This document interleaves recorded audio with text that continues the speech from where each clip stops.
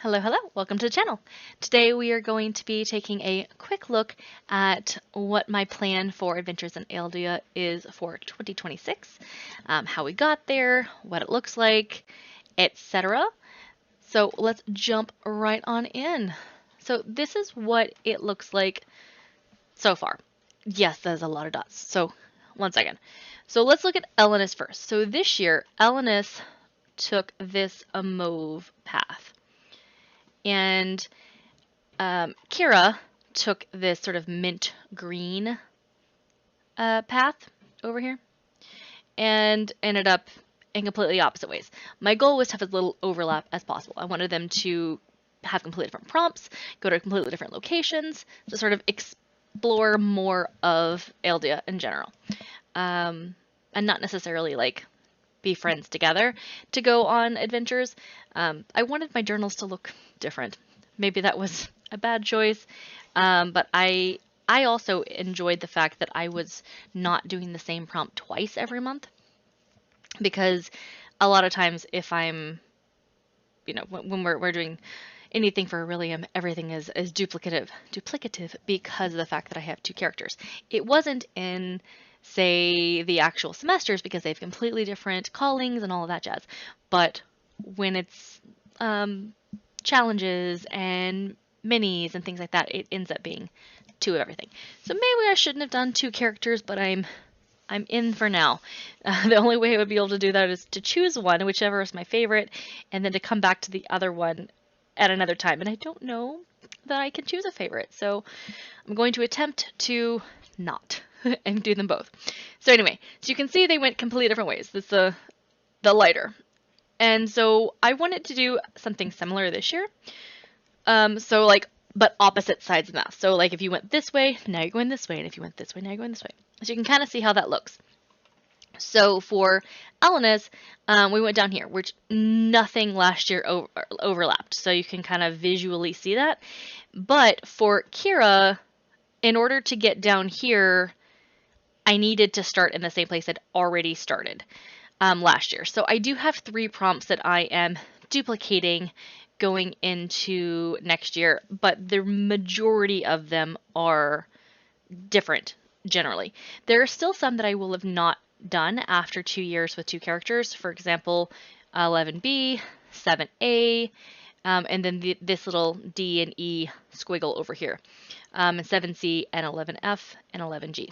So there are still some that I haven't done, but over the course of 2 years, I will have completed the majority of all of the prompts on this map. So you might say, why are we doing the 2025 map again? I was listening to the Lightfall launch video yesterday, or a sprint video, I guess you could say, where we're going through, and it was asked towards the end of the sprint segments about prepping for Adventures in Aeldia, and G mentioned that it was going to be the same as last year for this year. So I went ahead and jumped right in to get this checked off my list for preparedness, because the more I can get done ahead of time, the less stressful January will be, because all of my journals will be done. Plus, I just been really enjoying the electronic journal creation, and I got to tick off a couple of my Lightfall prompts for completing a craft, because according to the internet, electronic crafting is still crafting. So since I'm making journals for a lot of different things, this doesn't count. But like generally, I'm making journals for different types of things. I can count them towards a Lightfall prompt. So what does that end up looking like? So the first one, we'll look at Elellanus first. She will need to read a book published, and the original was at 2024, but I'm taking it to mean like the previous year, so made it 2025. If I'm wrong, I'll need to pick a different one for that. Let me know if you guys have heard, but I'm assuming it means previous year, again this year. And then a book from the bottom shelf, a book under 250 pages, the word river in the title, a book with the word dream or sleep in the title, a weird, odd, unusual book recommendation, a book with a word magic in the title, a book with a face on the cover, which will be really easy. Well, no, it won't, because book face, I want to be done with it before July so that I'm ready for Hercule number 3 if it comes out.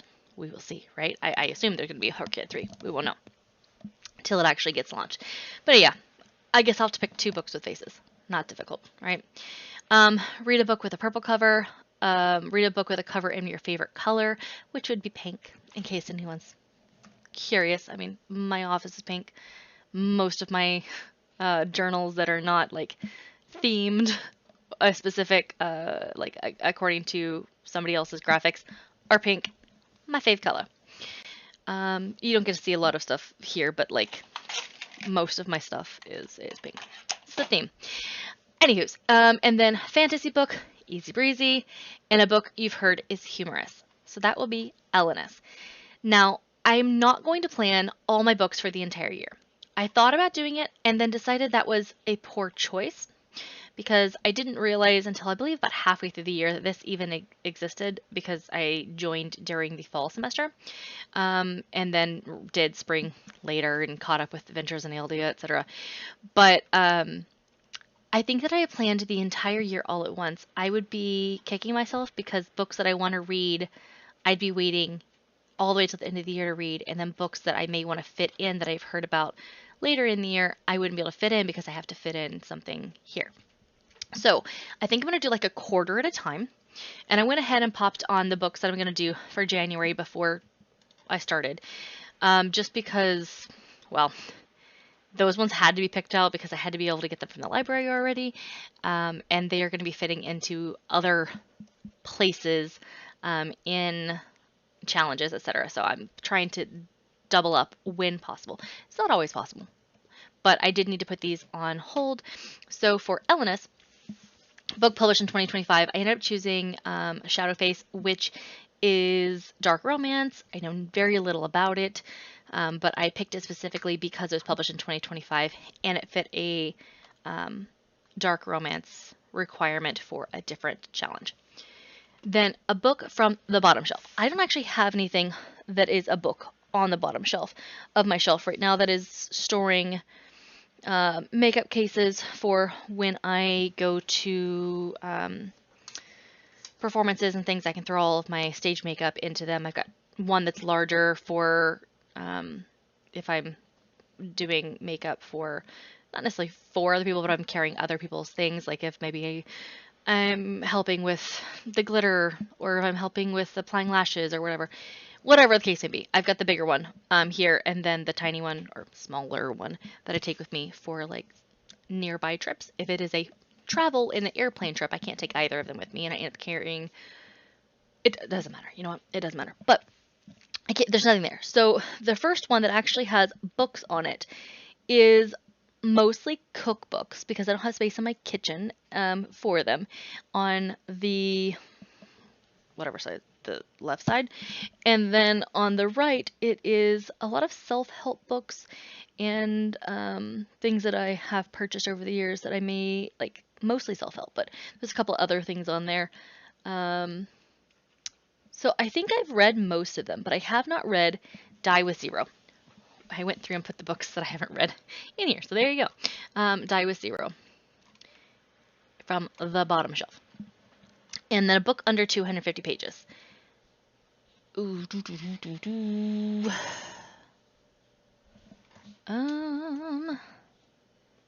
let's see. Oh, well, that's going to be all the way to March. Do I want to wait till March? I'm not sure. I may have to think about this one and come back. I don't want to make y'all wait while I look at every single book that's in here to see which one is under 250 pages. Because the one I was thinking about doing potentially is Through Gates of Garnet and Gold, but that book is already supposed to be done in January and at the latest February if I can't get it in time for Hercule 2.0. So I may need to come back. All right.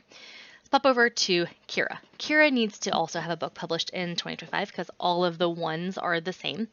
And then a book from the top shelf, a book with a drink on the cover, the word river in the title, from a series longer than 3 books, over 500 pages, Most colorful cover I own / see. It'll have to be C. It'll probably be like scroll through my TBR when I get there because I don't own that many books. Most of my books are either borrowed, library, audiobook, etc. And or like Kindle, Kindle Unlimited, which is kind of borrowing, but like a subscription. And then read a book by one of your favorite authors. Read a book with hills or mountains on the cover. A debut novel. A popular author you've not yet tried. And most anticipated book, which I'm excited for that one. So I guess come back up here from the top shelf. Again, I don't have anything on the very top shelf that is books, that is collectibles and decor and things like that. So the next one down is the only thing I have up there right now that are books currently are my Lore Olympus books. So the next Lore Olympus book that is on my list is this one right here. And then a book with a drink on the cover.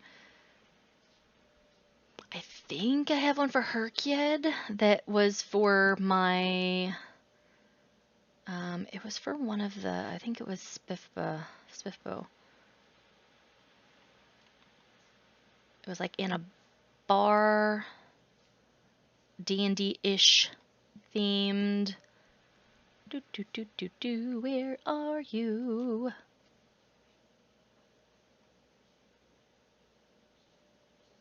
I feel like I definitely did it. I could go pull up the prep and go look at it, but where? Nope, I definitely would have been before then. I'm gonna give it one more look before I go and check on my phone and see what the name of that book is so I can find it, because I know I can like picture or remember going through and being like, oh, that might be interesting. It reminds me of a couple different other series that are out there. Here it is, Cursed Cocktails. So I'll go ahead and put that on there. And then I guess it's just the 250. Let's see, real quick, give it a few minutes. What else do I have coming up available? And not in the next 30 days, but maybe like the next 45 or so. That is fairly short. So I'm looking, if I look at the ones that are audiobooks, Vampire Knitting Club looks like it's pretty short because it says 6 hours. Vampire Knitting 262. Oh, so close. So we're looking for something that's like 6-hour audio, or lower.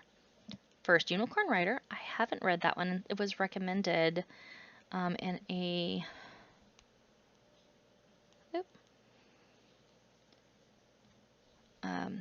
somebody else's book. Oh, it's 288. Somebody else's... I can't remember who it was that I was watching the other day, but they mentioned they were very excited for that book, and I was like, oh, you're that excited about it that I definitely want to read it. Ooh, I could read Through the Looking Glass. I bet you that one's going to be shorter. Through... Ooh. And that one I'm reading for Herkied 1.0. Looking Glass. It is! Okay, so the question becomes, where did I upload that one? Because I definitely uploaded it, so because I put it on Herkied, so therefore I do have it uploaded already. I don't upload everything, I just upload the ones that I've either planned to put somewhere so that I can put it on here, or if I read it. That way I can put it in its folder for that month. There's the After Alice, so it should be... How do I have 2? Okay. Well, I will find it, put it there, and then that will be it for this one. So I will chat with you guys next time. Let me know if you have any suggestions for any of the further months, because I'm going to be needing to sort of percolate ideas so that I can fill in specifically the next quarter. But if you have ideas for the entire thing, let me know. That way I can sort of make a list, and when we get there, I will have a plethora, hopefully, of books to choose from.